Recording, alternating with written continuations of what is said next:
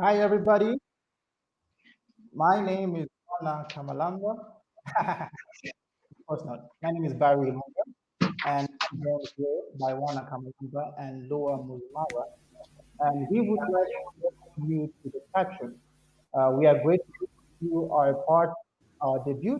This is our very first episode.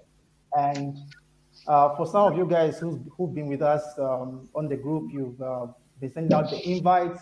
We've been growing together and we got into this stage together. And we just want to give out a big shout out to each and every one of you. We love you. We're excited about what the future holds.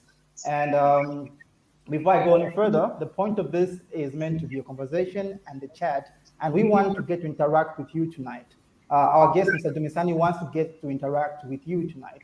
So please go in the comment section, share your thoughts. I will be able to add you to this live stream so you can follow along with us. Lua, Wanda, say hi to the people. Hi, everybody. Great to finally be here. We've been anticipating this moment for quite some time now, a few weeks. I'm glad to be here. Glad to be with you. Lua? Equally glad to be here. So excited. I've been interacting with some of you in the comment sections, and I have seen your anticipation, and I have been equally anticipating to talk to everybody today. And I'm so glad about today's topic starting up. I'm sure as youths, we all have that drive to want to start at something, and we'll dive deep into this, not just us as the ones presenting today, but also you as the viewers. Exactly. So Lua already mentioned something. Our focus for tonight is starting, because obviously we are starting. So this is our very first chat room, live room, and it's a start for us. And we thought, what would we start with? And we said, we're gonna start with starting. That's quite exciting. So today we're talking about starting, and our focus is how can you start right as a youth? Because I think that's a question and that's a challenge that most of us have, because as a young person, you're trying to start in life, whether it's education, whether it's a relationship, whether it's entrepreneurship. So today we want to deliberate a bit about starting, and we are going to be talking about starting. I think, Mr. Warner, how do you understand this question before we go any further, just so everybody understands what we're talking about here? Okay, my understanding of starting is basically getting started. Now, the issue is many of us have ideologies, we have concepts, we have things we want to do. A youth at large is mostly a dreamer. He has all these dreams. He wants to accomplish all these things. He wants to do this by 30, do that by 25. He has all these things. And many times the struggle is very few people actualize any of the things they want to do. They don't actually get it going, get the ball rolling. So many people have a lot of dreams. Some of you here have businesses you want to start, things you want to do, but you've never gotten the ability to start. So this is what this conversation is about. How do you get the ball rolling from your mental picture, from your dreams, from your visions, to now actually getting the ball rolling and things happening? Yeah. Exciting. Love that. And look, how do you understand our focus question tonight? Starting. I think many of us do have imagination. We do have intentions, but you see, the smallest action is greater than the biggest intention. So what we are trying to talk about today is how can we put our intentions into action? Basically, that is what starting is. You may have come across motivational speakers. You may have come across people that inspire you through your day-to-day works. But how do you become a person that can either give something to a community or do something that can raise an income or bring relevance to your personality, to your value system on this planet? And that is what we're going to be talking about when it comes to starting. How do you start? And for me, my definition of starting is putting your intentions into action. Wow. Amazing. So, all right. So we want you to be a part of this conversation. All you have to do is comment, and we'll be able to add you to this live screen so you can join into the conversation. All right. So let's kick this off before Mr. Dumisani comes in. And I should mention he's really excited about coming in. So before he comes in, Wana, what do you think are some of the challenges that young people today in Zambia are facing with starting? Like, when you want to start something, what do you think are some of the roadblocks or hiccups that happen along that way that cause people not to be able to start correctly? Okay, so the first uh, obstacle to starting really is the desire to be over prepared. Now, I know preparation is very important, but a lot of people are seated on the bench hoping to get everything figured out before they actually get started, right? They are waiting for all the capital. They are waiting to go to school to study business before they can start business. They are waiting for this. They are waiting for that. So because of that, they get stuck in a place where they actually don't do anything about it. They have been trying so hard to make this work, but they want everything to be perfect. Sometimes, and it's not every time, sometimes when you are as ready as you can be, you just have to start the ball, get the ball rolling. You know, you won't be 100% ready. You will never be 100% ready, right? Say you need a 5,000 capital, you only have a 500, and to do your business. Instead of waiting for your 5,000, you can do something with that 500 that can multiply it into a 5,000. So one of the biggest things that keeps people lagging behind is the desire to be full, to have everything figured out. Sometimes it won't always be figured out. Sometimes you have to start the ball rolling, even if everything you wanted to be figured out has not yet been figured out. Yeah. Well, okay, that I guess that makes sense. And again, you guys, we want you to be part of this conversation. So I think on the socials, we've posted a link actually that you can follow to join into this conversation, and we'll be able to add you to our stream. Mr. Muzmara, I want to hear from you briefly. Here, the question is phrased, how can you start right today? Starting right. What do you think is the difference between starting and starting right? Can someone start wrongly? How can you differentiate the two really? And what's the importance of starting right? Someone can start wrongly, yes, but as one has said, you have to take the risk to start. So starting does not guarantee you a success in a particular course of action. There is always a risk in starting. There are two possible outcomes. Either you fail or you succeed. But I think the problem we're dealing with is the issue of identity. When you fail, do not incline failure to your identity.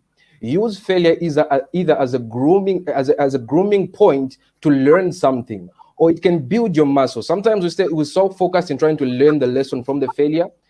And I can tell you, sometimes you just need to draw on a plain canvas, turn the page. Yes, I failed. Can I pick the lesson from this? If I cannot, let me just use the muscle that I used in the previous level to get into this level. And I think we've all started at something. The problem is starting again. So when growing up, you did start at something. Your parents could have taken you to school. You could have been given tasks to either clean the dishes. Whatever it is you've started at in life, there are even the small things that we start at in life. But maybe you've never received the affirmation when you did something. Maybe you've never received the congratulations. Maybe you've never achieved what you wanted to achieve when starting at something unwillfully, even when you're trying to do a task, and you turn to attach this to your identity. And I'm here to tell you that those particular instances of starting out, we all do struggle in them. We have tried many things as people, and even when it comes to the climax of success, people are doing great things, not because all along they've been doing great things, but there had to be a point where they used their failures. They used those points when they started and didn't succeed to build muscle or to build memory that helps them to the next level. Wow, amazing. And speaking of starting, I think Laura talked about the fear, having a fear.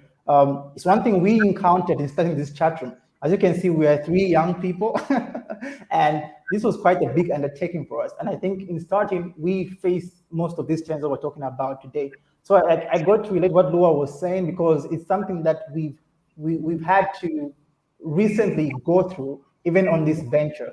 And something I want to put out personally for me is, I think in starting right, one thing we have to do as young people is count the cost. And in today's world, I feel young people don't want the idea of cost. We like the idea of free things. We want the easy way. Young people don't want the hard way. And in starting right, it's really important you get to count the cost. What will it cost you to finish up? What will it cost you if you take this path? You want to look ahead. And counting the cost has to do with you looking as far as you can look and saying, if I start on this, what will it cost me 5 months from now? What will it cost me 10 months from now? And you want to count that cost and then come back to the beginning so you can start. So if you count the cost, once you start off and you meet obstacles or challenges, you're able to still walk through, you're able to still survive those obstacles because you had already foreseen them, you had already counted the cost. And when you think of counting the cost, you don't want to think of it only in counting the bad things, because I think that's the direction we take most of the time. We only count the negatives, like, what could go wrong. But you also want to ask yourself, what if you succeed? Not only what if I fail, because if you ask yourself, what if I fail, you'll be afraid of starting, But you want to ask yourself, what if I succeed? What benefit is it to me? And you want to think in on that when you count the cost. So you want it to be multi-linear in the way that you're processing and starting, in the way that you're starting out on your journey. Starting out on a journey. I think I saw you nodding your head or making some gestures while I was speaking. Go ahead. I think you have some ideas. Yeah, I mean, I really agree with what you're saying. The issue is, the problem is not on the if. Usually, the problem is not if young people want to start something great, if young people want to do a ministry, if young people want to start a business. They definitely want that. The problem is two things. The problem is what, and the problem is how, right? So young people don't exactly know what they want to do most times. And some of them might know what they want to do, they just don't know how to do it. And I think that's where what you were talking about with regards to counting the cost comes in. It's very crucial to be able to know what you're trying to achieve, and some of the things that you need to put in order for those things to actually be occurred. Now, the projection or the thing you want to do shouldn't be only the goal. So let me put it like this. You might have what you want to achieve, then you need now to have a plan of how you're going to achieve what you want to achieve. And oftentimes, if you go after a plan, it is very easy to be frustrated when you don't accomplish the full plan. So I advise that you break down your huge plan into simple, smaller goals that you can be able to target, maybe on a weekly basis, maybe on a monthly basis, maybe on, ultimately in a year, in a yearly perspective. So we're looking at, maybe if you say you want to do a business, right? You want to do $1 million business. Before you think of $1 million business, right? Think of a kwacha business, 100 business. Think of a business that you can tell 10 kwacha things. You say, I want to be able to sell something for 10 kwacha and make a profit today. So when you're able to achieve, you make a profit of 10 kwacha, then you go ahead to try and make a profit of 50 kwacha. So cut down into simpler, small goals. And then when you achieve those goals, you amass enough confidence to go for the great thing you want to go for. Yeah, so I absolutely agree with that. And I think it's important to count the cost and know exactly what we're doing. Wow, that was elaborate. That was really quite elaborate. Have you, I'm going to ask this to Laura. Can you think of something that you really struggled with personally, Laura, in terms of starting? It can be anything in your life, something that you can think back on now and think, I really struggled starting on that thing. And if I knew some things earlier, I'd have done it differently. Can you think of anything? Yes, definitely. I think I do a lot of introspection. So I do a lot of self-study as regards to my strengths and my weaknesses. And I'm one kind of a person who loves to do a lot of things, but I realize I don't have the ability to do a lot of things simultaneously.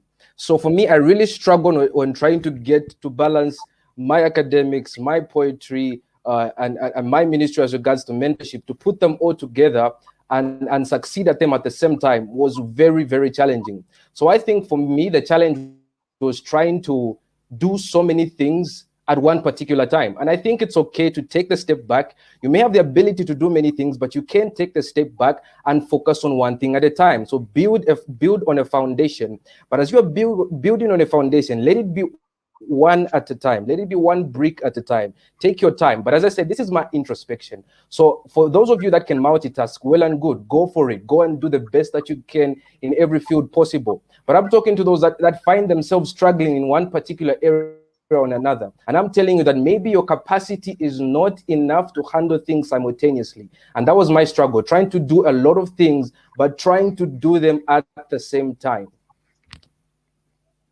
Oh, okay. All right, all right. That was actually quite very elaborate. And Wana, I know when I think of you, Wana, having known you personally, I think you've got thick skin, as one would say. I think you're someone who's made some really bold moves. There's sometimes that I look at stuff you've done and do, and I'm like, I definitely wouldn't try some of the things you've tried out. Um, can you think of a particular thing that you've done that was really hard to start up, but you still managed to get through? And my focus would be on what things do you think you could have known then that could have made it easier for you? Okay. Well, one thing I struggled with when it comes to starting is starting a church. That was completely hard. Firstly, I always felt like I was not yet ready to start a church. You see, even when people would call me pastor, I would feel like that's too huge, right? When I already had started influencing and impacting people, but it was really hard to just start it and say, I've started a church, we'll be meeting here and whatnot. It was completely hard because I always used to feel like it's supposed to come sometime in the future. I felt like I'm supposed to just be underground at this particular point, and then 10 years later, it's going to eventually happen.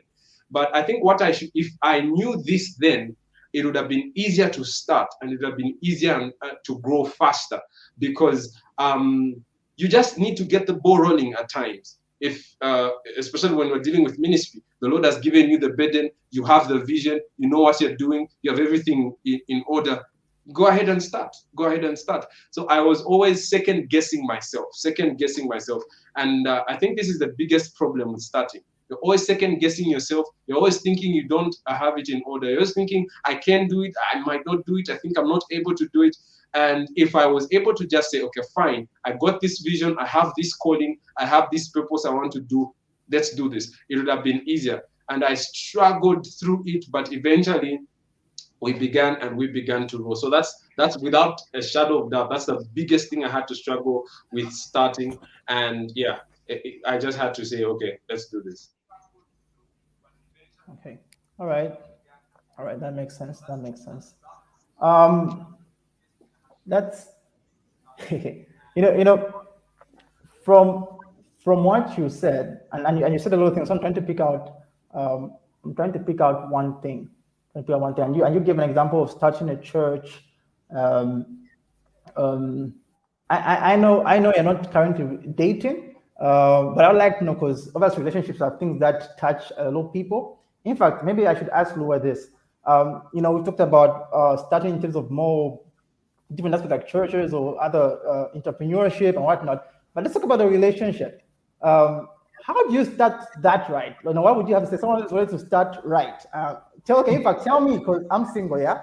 So I want to start right in a relationship. So I come to you, you're obviously dating and whatnot. What do you have for me? What would you tell me? What do I need to do to start right, even in pursuit of a relationship?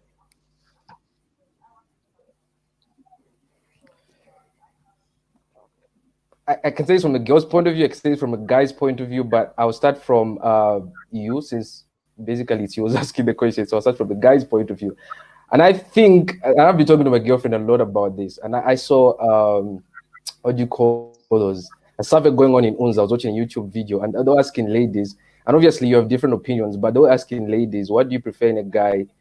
Cute or confidence? Majority said confidence. So I think that the issue that most guys deal with is confidence, because you see the aspect of comparison always comes into play. You look at the other guy and maybe he has more money or he seems to have more charisma, but I feel you should go into your pursuit stage with confidence. And when it comes to the actual relationship and starting it out, I think I've been talking to my friends about this a lot. Don't force chemistry.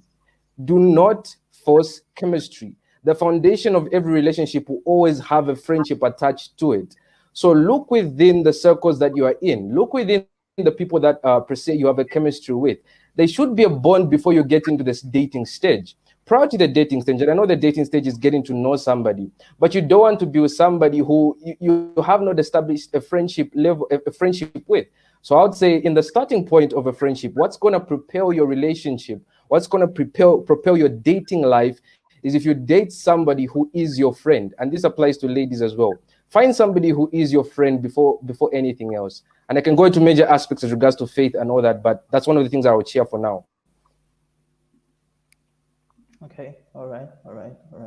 So, okay, so shortly, well, Mr. Dumisani will be coming in anytime now. And I suppose his focus will be more on the entrepreneurship part of things.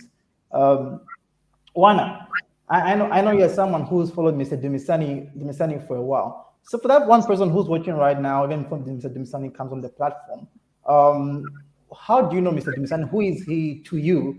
And, just a bit of an intro on him. So just prepare for people who don't know who Mr. Dumisani is, even before he steps into the show. Okay, so yeah, as you said, Mr. Dumisani Ncube to me is a hero, really. What he has managed to accomplish and what he's managed to do at his age and that quickly is absolutely incredible. So Mr. Dumisani Ncube is a young entrepreneur who has never actually had a job, has never done everything in that particular sense of formal employment. He started off by doing a business, right? He started off by doing a business. He did a number of small businesses like tomato selling, like a lot of these other small businesses. And when he did them, he eventually started out with a technological software company. When he did the software company, he succeeded. He went into a transport business where he bought trucks and then started succeeding in the transport business. And from there, he started his printing business and started doing the printing of a number of books for many schools in many schools in Zambia actually. And from there, it's just been success all the way.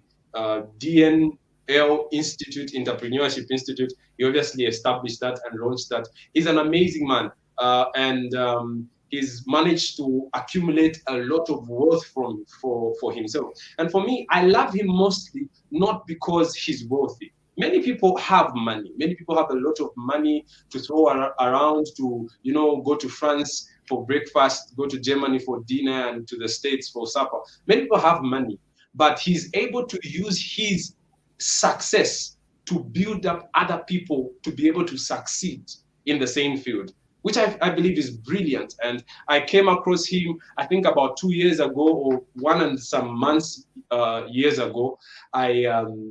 I was scrolling on Facebook and I watched his video, and from there I was just glued. I was just getting every video, every piece of content, just getting it, because I obviously always desired to make it as an entrepreneur. And he not only will tell you about what you need to do or how you need to start, but I think the best thing that Mr. Dumisani has always done for me was he would expose his failures. I remember one particular video where he said he was scammed with a lot of money. Right, I think it was above 300,000 or something. With a lot of money, he was scammed with that money. And he said if he knew how to be more secure and he'd just be out there, he would tell you his failures, he would tell you about this. He talks about his hard moments.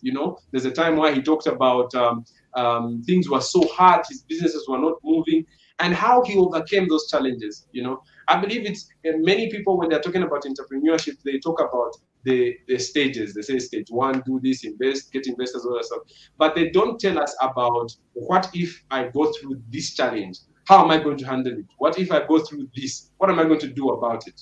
Right? And this is the beauty of the guest we're going to have tonight. He not only tells you about how you can succeed, but he also tells you what to do when you fail. Right? When you start that business and it crumbles down, what are you going to do next? And he's always there for his audience, and he's always there for us. I believe it's absolutely amazing, and I love that about him. Yeah. Okay. Wow. That was great. That was amazing. That was amazing. And just to remind everybody, our topic for tonight is starting. How can you start right as a youth? And right about now, I'm about to introduce Mr. Dumisani himself, the radical entrepreneur, and he'll be here to share with us his story of how he started. And before he comes in, I want to say this is so timely for us because DLN Institute was celebrating its second year anniversary this year. I think, in fact, this previous week. So I'm sure this is Mr. Dumisani has a lot of fresh memories still about how he started. I saw him posting on his social media, and I'm excited to get into all of that. So let's just jump right in right now as we add Mr. Dumisani. Please wave at him, say hi in the comment section. Be sure to share your thoughts. You can still join into this live stream. There are links being shared, and we can get to have a conversation. Mr. Dumisani, welcome. Thank you. I hope you're well. Yes. We are wonderful. We're glad to have you. No, the pleasure is mine. The pleasure is mine, and the pleasure is mine to join the wonderful things that you're doing, the wonderful works you're doing. I'm super proud of what you're doing. Oh, amazing. I should say I was encouraged at when we approached you, when we spoke with you. You are so open to the idea and to the initiative, and I have to applaud your commitment to seeing young people empowered with knowledge and skills that they need to develop their lives. And to jump right into today's chat, why don't you share a bit about yourself and your experience in starting in your entrepreneurial journey? And after that, perhaps we can have a couple of questions on how we can start right as young people. All right, great. So Dumisani, commonly known as the radical entrepreneur, was born Dumisani Ncube. But in my grades 6, 7, thereabout, the name Lingamangali came up. So Lingamangali is a self-given name, and it simply means don't be surprised. So I remember very well, back in the days, I would always, I believed that there's something that I would do which might surprise people. So I actually warned them in advance to say, don't be surprised. Hence the name Lingamangali. So people just see the name Lingamangali. That is the beginning of it. And interestingly, even just then, I did a few achievements. Like take, for instance, I skipped grade 6, then go to grade 7. In a new grade, in a new class, term 1, I was the highest. In fact, the final exam, I was the highest. So I always had this thing of being exceptional, and hence the name Lingamangali. So for those that might not know me, I was born at a village, a typical village setup, doing what villagers do, which is, herding goats, cattle, and whatnot. Born in a thatched house, or a house covered with grass on top, and on the sides, mud. Is it mud bricks or blocks? I think those are bricks. Mud bricks. So that is the kind of background that I come from, a very poor background, actually. And I've shared this before, that we were so poor such that the poor called us poor. But my entrepreneurship acumen started at Matero Boys Secondary School. Matero Boys is a very special school for those that might not know. It is one of the schools where the rich and the poor meet.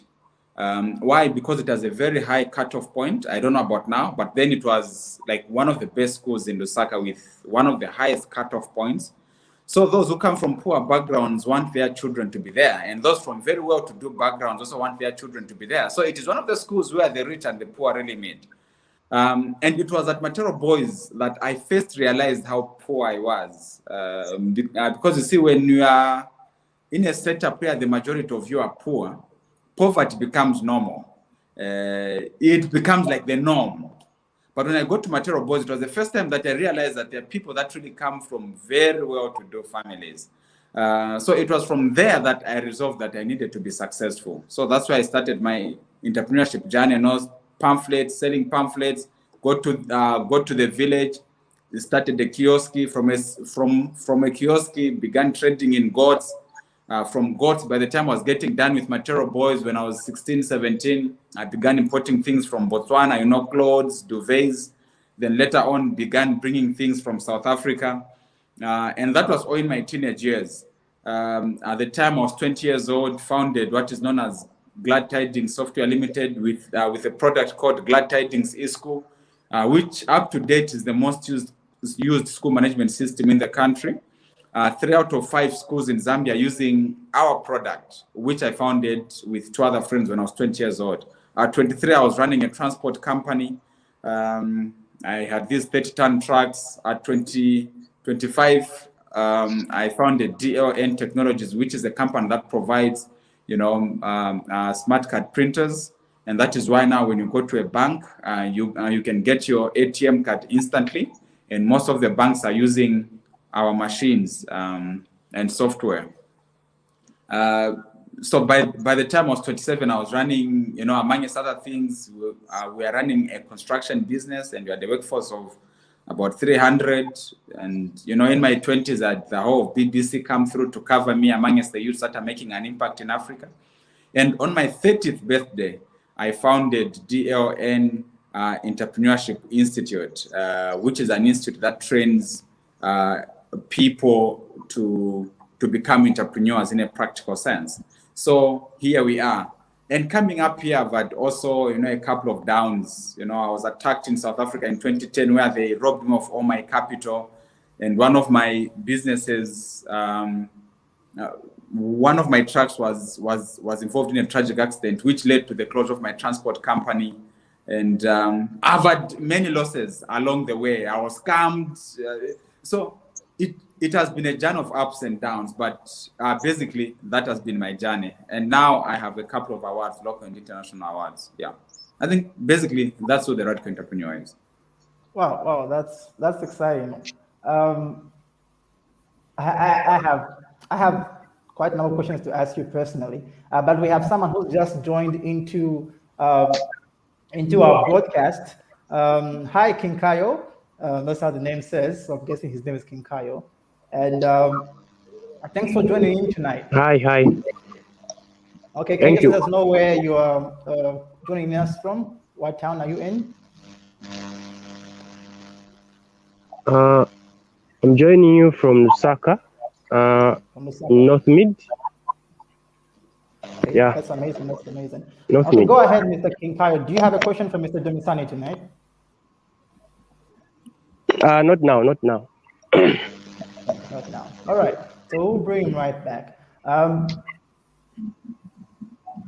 What I want to ask from me is, it seems like you've done a lot of things, and you started out at a tender age, 20, 21, 25. You started the DLN Technologies Institute. Did you face any challenges in people looking down on you as a young man? Having all these big ideas. How did you handle that pressure from people who are slightly older than you, even just from your peers? Because I can imagine what you are doing isn't a popular thing. So you are probably walking alone, and you were alone in many areas of your life because you are thinking differently. Can you highlight more about that? All right. Well, certainly I did face a couple of challenges. You see, age is a factor that has been a huge challenge for the young people, which in the actual sense, it shouldn't be. But I don't know what has actually happened, culturally. We see young people to be future leaders and not current leaders. So as such, we are looked down upon. So I remember when I used to market Glad Tidings eSchool, I used to say I'm a sales executive for the company that I was a director in. Why? Because I was young and I knew that they would look down upon me if I came out that I'm actually the owner or one of the owners. So, and that was for a simple reason. We don't expect much, or society doesn't expect much from young people, which is very, very unfortunate. So I have faced such challenges. In fact, even with DLN Technologies, I remember attending, a huge meeting where we had, I think it was a bank. So we had all these powerful executives. and I was presenting what we are offering, and I ended up saying I am in the marketing department, and then I didn't even mention my position, and it was just a way of getting acceptance. It was only after delivering that I then came out and said, "Doctor, I'm the CEO of this thing, or maybe I'm the owner of this company." Only after delivering. So to the young people, I would say, no, do not relent. You will face such stereotype. And how do you handle that? You handle that by showing that you are exceptionally good at what you do. And that is the only way of handling that. Just show that you're exceptionally good. You see, if you are good at something, regardless of your age, of the circumstances, people will still come your way because you are good at that. People want results at the end of the day. There are people that certain companies engage, not that they really want to engage them, but because of their capabilities, they end up engaging them. So for the young people, let us get our rightful position and realize that, you see, we can make an impact. And the only way to go about it is by, putting in the best that we can and doing the best that we can. And I don't blame adults for looking down upon us, because we have actually allowed this. We have allowed this by we not being serious, by we taking up roles of, like we are in a politically charged space. So you see that the cadres that are running around and making noise, it is the young people. So we are now being looked down upon because we have given away our birthright as young people. Let us own this and realize that our forefathers, those who were before us, it was the young people that changed the narrative. Even just basic examples, Venon Mwanga at 21 was an ambassador, 21. And, in his 20s, at 27, he was serving in the Security Council of the United Nations, representing Zambia. Muammar Gaddafi was president at 27. We have the Frasers who were presidents, I think was the president of Senegal at 25. And if you looked at the first cabinet of Zambia, the president, Kenneth Kaunda, was 40. The oldest was Simon Masakapepo at 42. The majority were less than 35. But what are the 21-year-olds doing now? Nothing much. Just following memes on Facebook, laughing their way to poverty. Nothing serious. So I think it is time that we the young people, did rise to the occasion. So to answer your question, I faced that. I faced that because we the young people have, been comfortable in this cocoon of being looked down upon. Wow. Amazing. I'm really glad to have you here, sir. And for me, you are actually a hero, and I follow everything you do, and I really am there tagging behind you. Now I have a question. After you have clearly elaborated that you discovered that you were poor at Matero Boys. Now my question stands, after you, of course, which speaks motive, how that you developed motive after you sensed that need. When you felt that discrepancy in terms of the reality you are living and the reality that others were living, what was the beginning of beginnings, right? You mentioned the first business you did, but what happened right after you realized, okay, I can't be living like this? What were the next steps you took to ensure you actually began? All right. Well, a very interesting question. So I'm trying to figure out that eureka moment. So I get to Matero Boys, a happy guy, and thinking the life that I had was the normal life. Then I come across, I think there was one classmate, and of course a couple of other youths, but this particular classmate had a very special case. He had a vehicle of his own, Now you're at Matero Boys, you're just 13, I think grade 8, so maybe 12, like there about. This guy already has a vehicle. He has his own driver and is being dropped. The food that was buying at the tuck shop and the kind of food that was eating in a day was food that was costing what would ideally budget for? For some of us, that is serious budget. And for him, it's like money just for one day. And you see, we would report at school in the morning and knock off at 16. So meaning there was break time and there was lunch time.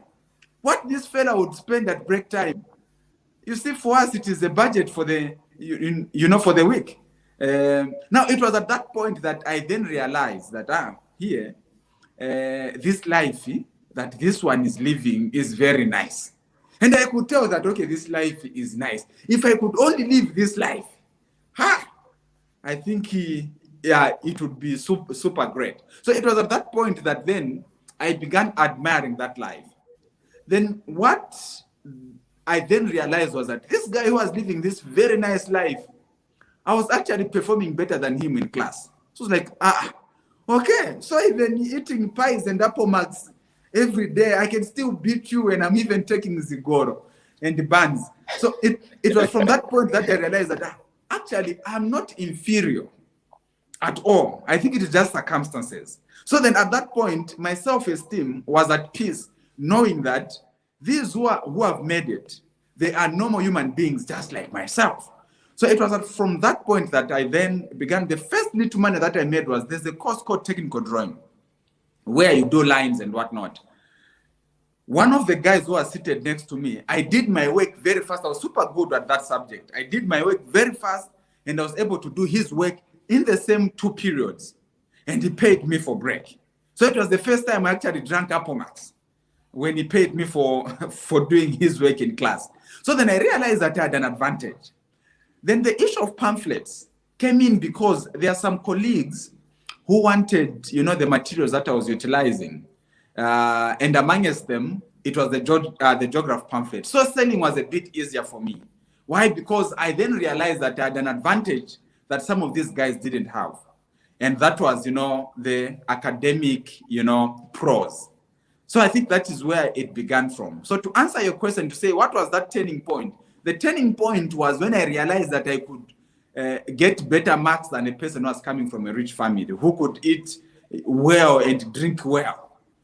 So that point for me was a turning point, because I then realized that I can still make it, and I can make it big. Wow. Wow, that's amazing. Amazing. Learning a lot. And by the way, as you are just coming in, I think let me even be quick to mention that.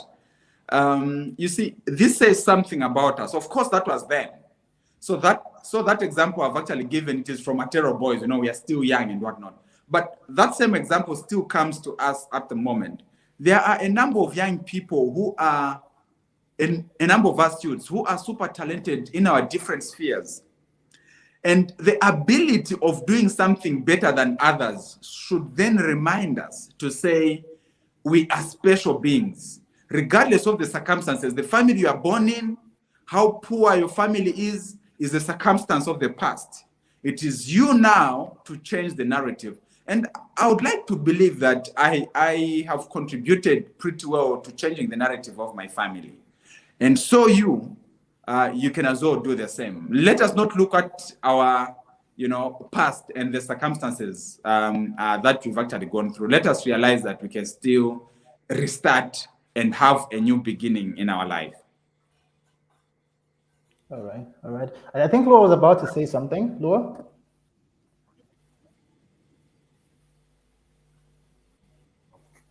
Okay, slight network problem. Can you get me? Yeah, yes, we can. Can you hear me? Yeah. Oh, yes, you're clear, very clear. Yeah, loud and clear. Can you hear me? Yes. Okay. My question was in line with the teams that you've been working with. I'm sure as you had a plan, you had a vision, you needed to build a winning team. How did you get people on board to believe your vision? All right, great. So how do you get a team to believe in your vision? That's a tough thing. That's a tough thing to do, and it's a very difficult thing to do. And if you do that right, then just know that your entrepreneurship journey is solved halfway. Like, by just having a good team, you would have solved your challenges by more than half. Why? Because if you have a very good team, when things are wrong, they'll be able to guide you and say, okay, sir, here we can go this. So having a winning team is one of the most important things that you need to work on. But then the challenge comes in when you're still starting out. When you've actually grown, it is not a problem because you can dangle money in front. So meaning when you have a lot of money, you can get anybody and you can employ anyone. Why? Because you have the financial muscle. So people, those that get salaries of 30, 40,000, you can employ them because, I mean, you have the money to do that. But the problem comes in when you're still starting, you want a great team, but you do not have the financial muscle to hold on to that kind of team. So how then do you balance that out? What I realized was that you then need to have this ability of explaining to your team where you want to go, where you are and where you're trying to get, and why certain things are happening the way they are happening at that particular time. So what you need to do, you need to sell the future to them.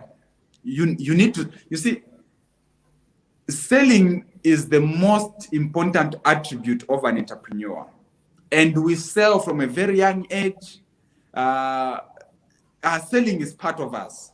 So if there's anything that I would wish you to do is to build on your sales skills. But in that case, you are not selling a product or a service, but you are selling the future to your employees. You are selling the future to your team to say, you see, here we can only offer you a salary of 2,000. But listen up. We are going this side. When we get this side, you'll be able to earn this. You see, this, like sell the future to them. Once they buy in the future, it then becomes very easy for them to follow you. It becomes very, very easy. And you will realize that even those politicians, you know, a number of politicians, it is that they are able to sell you a certain future. So when they sell you that future, you follow them. There are politicians that we follow, we vote for them, and some people are even willing to spend on them for a simple reason that that politician has sold the future to them. So now that ability to sell is the ability that you need to build on. I, at one time at the team, that was being paid way below par, but they were giving in the best that they can. Why? Because I had sold the future to them. If we make it, this is what is going to happen. If we do this, but as I was selling that to them, I also showed that it is possible to make it in this project that you are working on. So sell, sell, sell. Your ability to sell. So now in this case, you should sell to your team a beautiful future. And they should feel it, that this indeed can be achieved. Yeah. All right. So, Mr. Dumisani, something as we start our conclusion now, I want to know, what did you start with in terms of money? Because I think today when you see someone who's making it in life, it's kind of discouraging because you just feel like they were born rich, they were born successful. And even when they tell you, no, man, it's kind of hard to believe. And it's like, you know, it's hard starting when you just look at something. It's quite intimidating. So I'd like to know for you personally, what did you start with? What was your source of capital? You know, how can somebody, if all I have right now is 100 kwacha, can I one day become an entrepreneur like you? What do I need to start out? All right. So what did I start with? I started out with intellectual capital, and which, by the way, is the most important form of capital. The most important form of capital. People tend to believe that financial capital is the most important form of capital. But the thing is, and the reality is, it is not. Because if financial capital is the most important form of capital, then those that have gotten their pension would have become successful. Those that have gotten loans would have succeeded in their businesses. But they had the financial capital, but still failed out. Why? Because they did not have the intellectual capital. So intellectual capital is the most important. So if I shared my story, the first one was the pamphlets business. Guys would pay for the pamphlets in advance, then I would deliver the following day. So what I would do is when they make the payments, I would go to City Market. I had an arrangement where, you know, I would you know, take the pamphlets there, then have them photocopied at City Market at a very good price. So these guys would pay in advance, then I would deliver the following day at a profit. How much money did I put in? Nothing. The first time I saw the motorbike, one man gave me a 5,000. I convinced him to give me a 5,000 traveled all the way to Mazabuka, to Mozambique, bought a motorbike, then delivered, and the bike landed at 4,800. Then he paid me the 3,000 balance, and I made a profit of 3,000. And we are talking of, 2009, 2010, thereabout, a long time ago, and that was a lot of money. How much money did I put in? Nothing. Just the ability to convince and sell the future to this man. Glad Tidings Software Limited, which is the company that made a huge turnaround in my life. How much capital did we put in? Nothing, except the laptop that I already had and the laptop that the other gentleman had. What was the capital for that company? It was a product that this guy who was at the University of Zambia developed as his final year project. In fact, he wasn't even developing it for business, he was developing it as his final year project. It was from that software that we made our lives turn around. It was from that software, which was a final year project, that I was then I became reasonably successful to a point that I was able to buy trucks. So How much capital did we put in? He put in his skills to program. Then I put in my skills to sell. How much capital did I put in? Nothing. But of course, at a later time, there are certain other things that I've engaged in that called for financial capital. But those just came in because I then had the money. So once you have the money, of course, you can start businesses that would call for a lot of financial capital. And I can give an example of the institute. There is so much money that was pumped in millions, actually, to start the institute. And there is something coming in that I'm just investing in as well under the institute, which is our tablets, kids' tablets and whatnot, where we are going to have tablets that teach entrepreneurship from a very young age. So there is this whole huge project, which is costing millions. But I can do that now because I can afford. But when starting out from the initial stages, I didn't need to put in money. At least so much money. So if I was to say something, money is important. Yes, there are certain businesses that you cannot do without financial capital. But we need to realize that there is so much more still that we can do with an idea without financial capital. There is so much that can be achieved. Wow, that's amazing. So as we conclude, Wana, I think you have something to say. I saw you making gestures. Okay. I've really enjoyed the session. So educating. I'm definitely going back to watch this again. But I have one last question for you, sir. I've seen you have diversified into different strands of business. How were you identifying or picking which business to go into next, especially in the early stages when you didn't have enough capital to lose? Like, even if you lose this capital, you'll be fine. In that moment where money was really treasured by you, how are you picking what to diversify in, and what are some of the things you can advise us on that particular vein? All right, great. So picking on what to work on when starting out, when limited with financial capital, I think I basically looked at what was available, close to myself, at my disposal. So there are things that I did that I did not necessarily want to do. Like, take for instance, I had no intentions of getting into goats. I had no passion for goats. But I got into goats because the capital that I had was enough for me to get into the goats business before I can start importing things from Botswana and South Africa. The business of running a kiosk is not that, this dream of running a cantemba. It was not. It was just the means to the end. Now, here's what I'm trying to say. There are things that I did which I didn't necessarily want to do. I remember when I was starting out, I did run pamphlets, ran a kiosk, traded in goats and whatnot. It is not that I had passion in those things. Now, here's something, and here's the story for a number of us young people. We have dreams that we want to attain. There is this idea that you want to do. But there is a question. How are you, managing? How are you going to bridge the gap between that idea and where you are? Because if you can't bridge that gap, meaning that idea is then unrealistic, it is then unattainable. You can't attain it. So what you do then is you look at what is at your disposal, what is close to you. Those little dirty things, those are the things that will help you to get to your dreams. Ish, I don't know if it is making sense. There are things that you'll be called upon to do, which you do not necessarily want to do, which you do not necessarily have so much passion for, but they present an opportunity for you. They present a possibility of you making a profit out of them.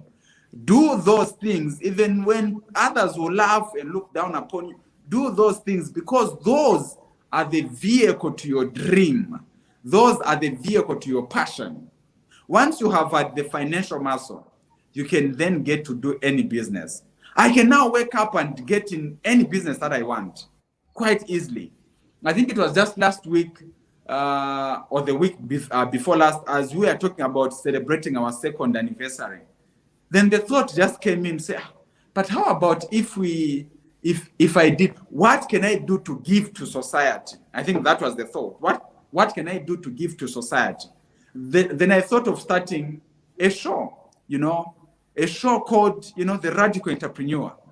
And just after thinking about it, then I got on to invest in a studio. I think for some of you that follow, me on Facebook or maybe on my social media, you will know that there was a huge investment that could have happened, huge thousands that were spent quite easily, because I can now afford quite easily to do certain things because there is a bit of leg room in terms of financial capital. But before now, I had to work within my means.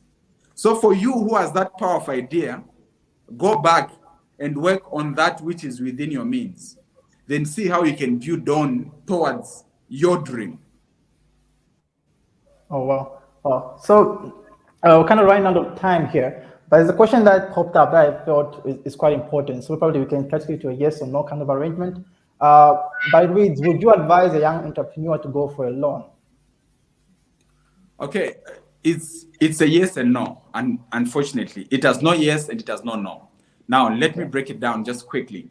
You can get a loan as an entrepreneur to build your business, not to start your business. To start your business, start within your means. If you do not have a lot of financial capital, come together with others who might have the financial capital. Start a business. Once you have started, once you have traction, once you have sold what you are selling, whether it's a service or it's a product, once you have started out, you can get a loan to build on your business. Loans are good in building a business. In fact, it is practically impossible to grow a business without debt. Practically impossible to grow a business without debt. You need debt to grow a business. You need it. You don't want it. You need it. In fact, just to even break it down for you, because you might be thinking, what is he talking about? Do you know that when you employ people and you pay them at the end of the month, that is debt? They've actually been working for you for the whole month on credit. That is debt. You see, all these big companies, I mean, a ShopRite, when you supply to them, they tell you that we will pay you after 30 days. That is debt. When you supply plain papers at a government institution, they will pay you after 30 days. That is debt. So these big corporations operate on debt. And in fact, they get a lot of loans. It is normal to have debt as a business. But when starting out, see how you can manage within your means. But to grow, you need debt. And loans are one of the ways of getting debt. So you can contract debt. It is okay. All the big companies have debt, actually, and have loans. Well, now, this is exciting. I'm being tempted to ask more questions, but unfortunately, we're going to have to end it right here. You just said it's practically impossible to grow without debt. Now I have a whole lot of questions.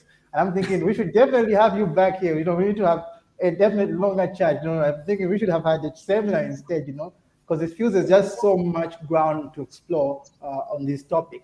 So unfortunately, we have to end here tonight. But remember, the chat room is a weekly live room. So we are on every week, every Sunday. And the conversation never stops. So if you're not part of our group already, the chat room, You can look us up on Facebook and just join the group. And we'll pick up this conversation on our group in the course of this week. And look out for our next episode and our next airing this coming Sunday. We'll be with you because we love to chat and we love to add value in our conversations. So I think at this point we'll have to excuse Mr. Dumisani, the radical entrepreneur. We are so grateful you made it. We're so grateful you came out here and gave back, because I believe knowledge sharing is so important, especially amongst ourselves as Zambians, because we're empowering ourselves. So it's good to see you giving back to society and giving back to young people in particular and empowering them with such valuable knowledge. We're looking forward to having you back again soon. We're hoping this is just the first, but not the last. I'm personally seeing you as a friend of the chat room. So I'm sure I'll be back with you shortly, and I will continue up and pick this up where we have left it off tonight. Do you have anything to say before you go? All right. No, thank you so much for the invitation. I am so glad that I was part of this conversation. I wish you well, guys. I'm super proud of your works, and the chat room is the place to be. And I also encourage others to join what you're doing so that we can have many more people have meaningful things to do. I'm super proud of the works that you're doing. Please continue doing what you're doing, and may you work as a team. And let us make it interesting and big. The chat room is the place to be. I'll definitely come in to chat at another time. And this time around, since I've seen what you're doing, you might not even have to go through my PA and whatnot, and you not even, because you'll be charged that side. My voice just doesn't come out. My voice comes with an invoice, but I'll come through and talk to you guys for no charge and whatnot, because I love what you're doing and I believe in what you're doing. All the best. Oh, amazing. So, ladies and gentlemen, that was Mr. Dumisani, the radical entrepreneur. You can follow him on Facebook at Dumisani. And yeah, so here we are. So we've had somebody in studio. He's been with us, I think, from the start, and he's still here with us. So I would like to hear from him. I would like to hear from him what he's learned from this broadcast, and what his take is on the chat room. So King Kyle, last time you said you didn't have a question, but I'd love to hear. I'm sure you've heard the conversations we've had. What are your thoughts about tonight's episode?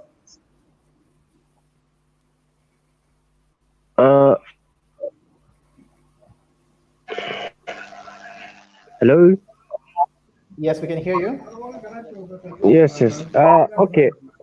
One cardinal thing that I've picked out from him is the part where he mentioned about, say, when you're starting, let's say you might, quite well, you might have bigger things in you that you want to do, but that thing has to bring you back to the reality, Look at where you are, and then you ask yourself if you're able to do that thing that you want to, you are seeing inside of you, And if you feel that you don't have what will take you there, it's better you accept the reality and do whatever that is at your disposal. That's what I've taken from him. And that thing is very hard to do amongst our young people right now. Accepting the reality. Yeah. All right. So thank you, King Kayo. We're glad you could join us tonight. Hoping to see you again next time. Even as we conclude this episode of the chat room, I just want to say thank you for our friends in the chat room. We love you. We've been seeing your invites. Wow, you guys are just amazing. We're looking forward to being with you next weekend. And let's continue growing the chat room. Let's continue growing the group. And be free to engage in meaningful conversations with us. From me, Barry, I believe in you, and I'm so grateful for your time. Juan Alua, anything before you close? Well, it's been an amazing time. I have learned a lot of things. I've been loving the inflow of questions. Thank you so much to King Kayo for being with us in studio. And thank you so much for everybody else. And if you'd like to be in studio with us in the next session, just keep chatting with us and we definitely are going to select you. Thank you so much. All right, Laura, anything? Yeah, it's been a pleasure here. Oh yeah, it's been a pleasure being here, interacting, learning, and I'm looking forward to the next meeting. See you guys then. All right, from us at the chat room, Barry, Lua, and Wana, enjoy your night. Stay safe, have a productive week. We love you, and we love talking to you. See you next time. Goodbye.